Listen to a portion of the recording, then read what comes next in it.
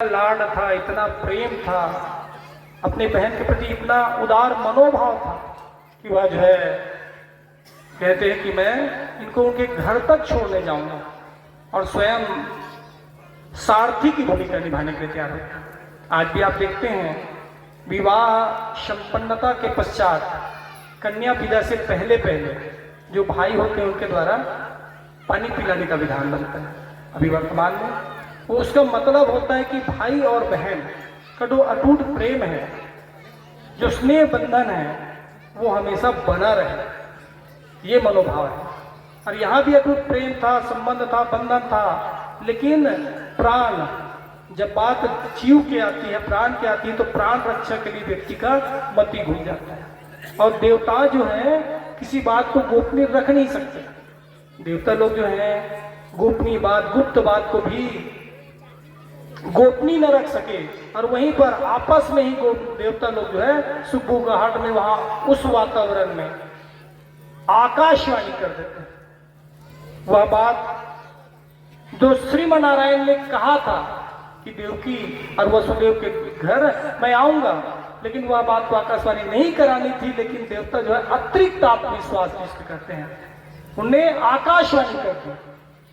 और आकाशवाणी करते हुए कहती कि एकंस, तुम जिस देवकी को इतने लाड के साथ, प्रेम के साथ विवाह करके विदा कर रहे हो, उसी के गर्भस्थ 8वें शिशु से तुम्हारी मृत्यु निश्चित है। अब इतना सुनना था, एक क्षण के लिए सबने सुना, उसने भी सुना, लेकिन एक क्षण के लिए बहन का प्रेम जाता रहा। कल के कथा में बताया ना, आपके अंदर में श्रद्धा है, विश्वास है, समर्पण है तो सब ठीक, लेकिन श्रद्धा अगर अश्रद्धा में बदल गई तो दोस्ती दुश्मनी बदलने में समय नहीं लगती, क्षण की बात है, थोड़ी थोड़ी बात है। इसलिए दोनों पक्षकार का बात सुने तभी निर्णय ले। अब यहां पर तुरंत के तुरंत कंस उतरता है और उतर करके अपनी बहन को मारने के लिए तलवार उठाता है। वसुदेव हाथ जोड़ते हैं और कहते हैं, मित्र आप मेरे वचन को जानते हैं, मैं जो है प्रत्येक परिस्थिति में वचन का पालन करूंगा। तुम्हें जो है शत्रुता या तुम्हें जो भय है वो किससे है? पुत्र से ना, देवकी से तो नहीं है। इसलिए तुम जो है इसे छोड़ दो। एक तो स्त्री है, ऊपर से तुम्हारी बहन है, ऊपर से निहत्ती है, तुम्हारा यश कीर्ति सब जाता रहे। गुणी व्यक्ति, ज्ञानी व्यक्ति युद्ध को टालता है और मूर्ख व्यक्ति युद्ध को आमंत्रित करता है। यहां पर सामर्थ्यता के अनुसार वसुदेव युद्ध कर सकता था। आज हमें यहां से क्या सीखना है? जब भी विवाह का कार्य होता है, कुछ विवाद की परिस्थितियां होती हैं, लेकिन उस विवाद की परिस्थिति को टाला जा सकता है। यहां टाले हैं ना। और हम क्या करते हैं, हमको थोड़ा सा देहाभिमान हो गया, थोड़ा सा धन आ गया, थोड़ा सा सामर्थ्य आ गया, थोड़ा हमारे परिवार के 4 सदस्य ज्यादा आ गए, तो हमको ऐसा लगता है कि हम लोग मजबूत हैं, हमसे सुनने के लिए थोड़ी ना है। समझ पा रहे हैं? आप इस मंगल कार्य में मंगल बनाने आए हैं, अमंगल बनाने नहीं। रामायण का, भागवत का, सत्संग के प्रत्येक शब्द में अर्थ छिपा होता है। तो यहां पर उनने जो है निवेदन किया कि मित्र मैं वचनबद्ध हूं, जो भी संतान आएगा, शिशु आएगा, वो मैं आपको दे दूंगा। टल गई वहां की बात। कंस जो है देवकी वसुदेव को अब वहां जाने नहीं दिया, अपने पास रखना, कारागार में नहीं भेजा, सुंदर व्यवस्थाएं रखी, बहुत सुंदर व्यवस्थाएं। पहला संतान आया, और संतान आया तो वसुदेव जो है ससम्मान उस संतान को ले जाकर कंस को दी। कंस जैसे ही अपने भांजे को देखे बड़ा प्रसन्न हो, दया का भाव आ गया, अच्छा लगा उनको, बहुत मुस्कुराए, उसको संवारे और उसको बोले कि इसको वापस ले जाओ। मुझे जो भय है वो 8वें से है ना, मुझे भय 8वें से है, पहले से नहीं है। अब इतने में वापस चल दिए। देवकी वसुदेव प्रसन्न। अब देवता लोग आपस में चर्चा कर रहे हैं, इसका पाप कैसे बढ़ेगा, और ये वापस कर दिया। धर्म ऐसा तो दयालु है नहीं, दया का काम करता नहीं है कभी, लेकिन ये आज जो दया दिखा रहा है, इस दया दिखाने से इसका पाप नहीं बढ़ेगा, और पाप नहीं बढ़ेगा तो भगवान आएंगे कैसे? अब क्या किया जाए? तो एक ही जने को भेजा जाता है बीच में, इसको नारद जी। ठीक, नारद जी को यह कार्य दिया जाता है कि इसकी मति को घुमाइए, आप डाइवर्ट करिए, जो कार्य वो अभी तक कर रहा है वैसे ही करने दीजिए भाई। ये कैसा कार्य कर रहे हैं विपरीत, ये तो सब गड़बड़ हो जाएगा। अब उसके बाद नारद जी पहुंचे। अब नारद जी पहुंचे, सुंदर सत्कार किए। कंस बोलते हैं कि आओ भाग्य मेरा जो आप महात्मन हमारे यहाँ पधारे और सब कुशल मंगल। नारद जी पूछते कुशल मंगल? हाँ सब कुशल मंगल, अति आनंद है सब।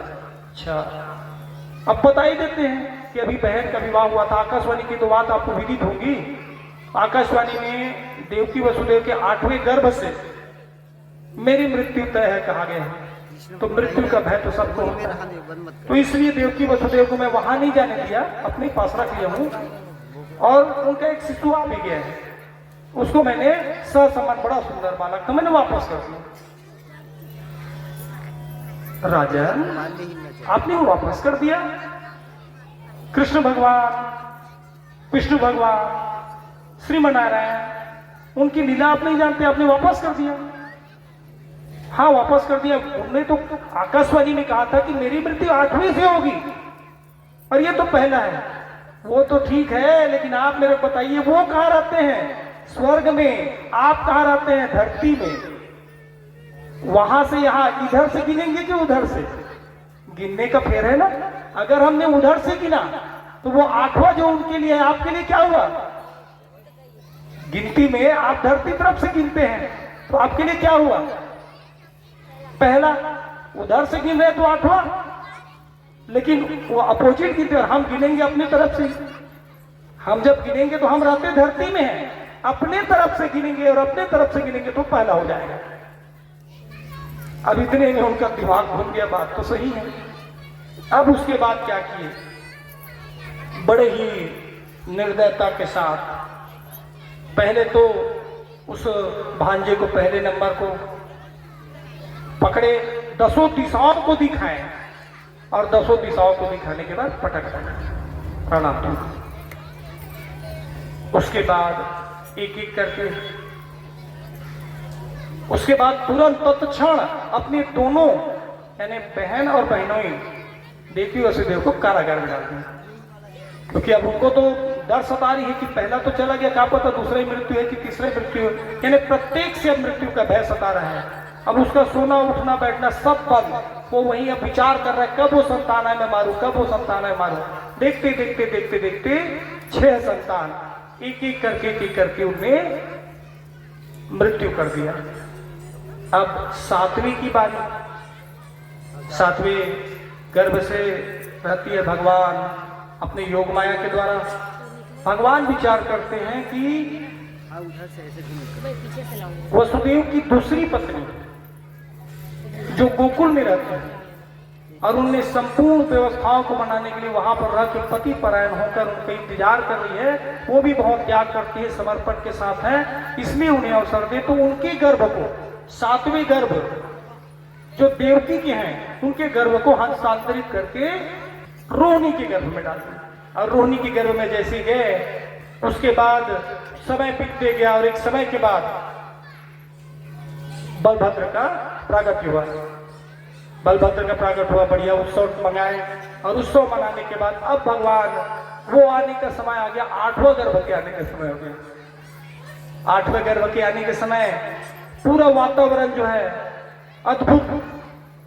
भगवान के जन्म से पहले काल की गति बदलने में हर तरफ प्रेम का वातावरण बन गया और उस प्रेम के वातावरण में संपूर्ण पताकाएं जो भी भगवान के जन्म के इंतजार में थे वो सब के सब तैयारी में लगे हुए कि भगवान आ रहे हैं। अच्छा, शास्त्र क्या कहता है? शास्त्र कहता है कि मूर्ख व्यक्ति और शंख ये दोनों को दूसरे बजाते हैं। प्रेरित करेंगे जब मूर्ख व्यक्ति को, उकसाएंगे तब वह मूर्ख व्यक्ति अपना प्रतिक्रिया व्यक्त करता है। और वैसे ही शंख उसको भी दूसरे बजाते हैं। तो ऐसे यहां पर नारद ने